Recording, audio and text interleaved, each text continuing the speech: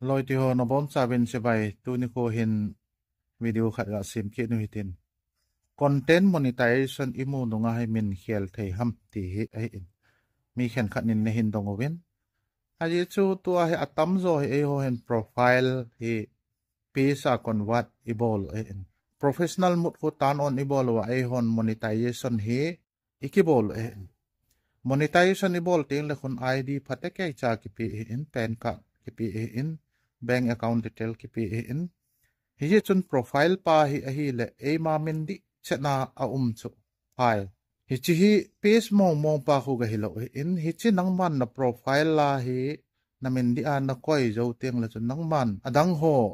hi chi profile la ko na page create na bol son teng la khon amin chu i pi sa jong la chun boi lo in ai chu hi chi page dang admin chu nang ma chu na hi tho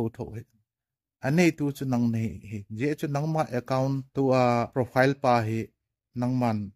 nang ma mina na ke koi chu a hoi pen hi je ye chi hi chi dung ju ya kho document e ma hi na document ki submit hi je chun nang hon jong content monetization chi nu nga min khel ki ti chu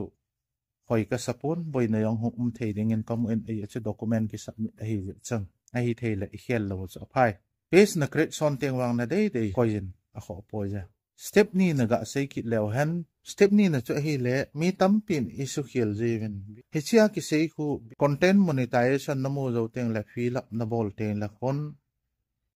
adang chu thu chom hi tale business type pa kho i ti jong la individual la na koi ting hi e chu nang ma hen personal la na hi nang ma mi mala hi chun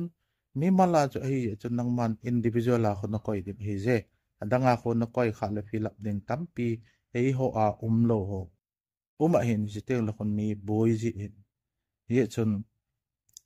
individual la ana ko ichi uite ti chu ka sei do nomen a ye chu mi tampi hi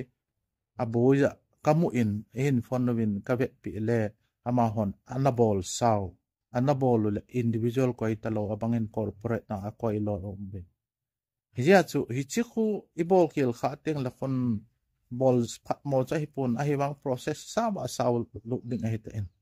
hiya chu khen khanin akibol do mo ji wa thase ji en hiya chu itase lo na ding wa e bol pat na kho i het lo wa hele